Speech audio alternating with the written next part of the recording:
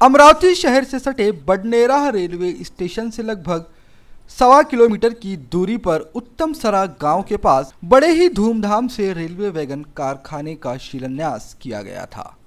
आपको बता दें कि इसी रेलवे वैगन कारखाने के लिए शहर के राजनेताओं में श्रेय लेने की जंग भी छिड़ी थी।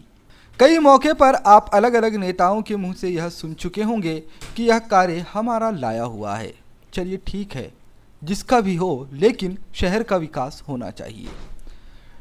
आपको बता दें कि अमरावती शहर सहित जिले भर के बेरोजगार युवाओं को रोजगार उपलब्ध कराने के उद्देश्य से बडनेरा से बोरगांव मार्ग पर 129 हेक्टेयर जगह पर रेलवे वैगन कारखाना बनाया जा रहा है। इस रेलवे वैगन रिपेयर प्रोजेक्ट को निर्माण कार्य पूरा करने के लिए 20 मार्च 2020 तक की अवधि दी गई थी, लेकिन 300 करोड़ रुपए की लागत से निर्माण किए जा रहे इस रेलवे वैगन रिपेयर वर्कशॉप का कार्य काफी धीमी गति से चल रहा है। इस संदर्भ में रेलवे का कोई भी जिम्मेदार अधिकारी जानकारी देने तक के लिए तैयार नहीं है।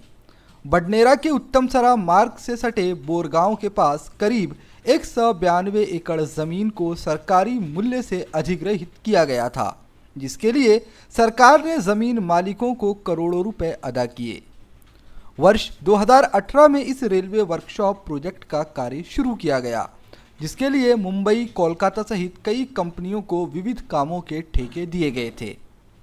इस 300 करोड़ के रेलवे वैगन रिपेयर वर्कशॉप के निर्माण कार्य पर नियंत्रण रखने के लिए रेलवे विभाग की ओर से एक चीफ इंजीनियर को भी नियुक्त किया गया।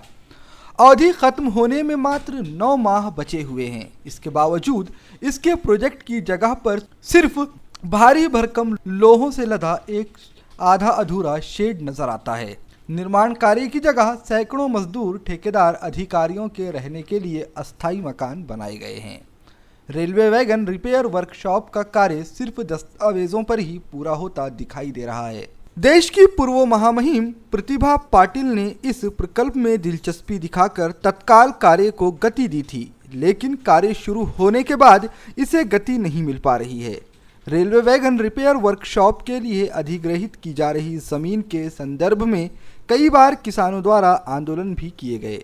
इस प्रकल्प की शुरुआत के बाद परिसर में एक बांध की जमीन भी अधिग्रहित की गई है, जिसके लिए सरकार ने करोड़ों रुपए का मुआवजा अदा कर दिया है। घर शहर सहित जिले के बेरोजगार इस प्रकल्प के पूरा होने का इंतजार कर रहे हैं। रेलवे विभाग की ओर से नियुक्त किए गए चीफ इंजीनियर आर.के. द्योनाले से संपर्क करने पर उन्होंने बताया कि इस संदर्भ में किसी भी प्रकार की जानकारी हमारे पास उपलब्ध नहीं है। किसी भी जानकारी के लिए भातकुली के रेलवे विभाग के संपर्क अधिकारी से संपर्क करें।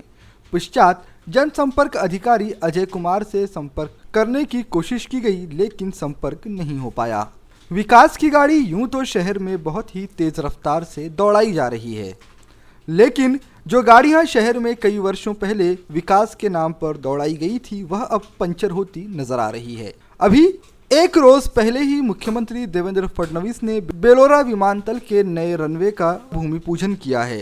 क्या उसकी भी कार्यगति ऐसी ही रहेगी? क्योंकि बेलोरा एयरपोर्ट के कायाकल्प के लिए 2 वर्षों की समय अवधि निर्धारित की गई है। आपको बता दें कि रेलवे वैगन कारखाना जनप्रतिनिधियों के रूठे व्यवहार की वजह से भी धूल खाने की कगार पर नजर आ रहा है, क्योंकि अमरावती के जनप्रतिनिधि सिर्फ श्रेय लेने के लिए ही रेलवे वैगन कारखाने का जिक्र करते हैं। बीते चुनाव में भारतीय जनता पार्टी और शिवसेना युति के उम्मीदवार आनंदराव अडसुल की ओर से बार बार रेलवे वैगन कारखाने का जिक्र किया जा रहा था और उसका श्रेय लेने की कोशिश दोनों ही पक्षों की ओर से हो रही थी। खुद उनके खिलाफ चुनाव लड़ रही मौजूदा सांसद नवनीत राणा ने भी इसको लेकर तर्क वितर्क पेश किए थे। उनके पति भी श्रेय लेने की होड़ में कहीं पीछे नहीं थे, लेकिन राजनेताओं की आपसी खींचतान, आपसी झगड़े, मतभेद और बेरुखी की वजह से रेलवे वैगन कारखाने की रफ्तार सुस्त पड़ी हुई है। अब देखना यह है कि विकास की यह गाड़ी रफ्तार कब पकड़ती है। वैसे तो इस वक्त देश में हाई स्पीड ट्रेनों के चलाए जाने की बात बहुत चर्चा पर है, लेकिन देश में विकास कार्य कब उस स्पीड को पहुंचेंगे, यह भी एक संज्ञान का विषय है। BCN न्यूज़ के लिए रुचि बनगैया की यह विशेष रिपोर्ट।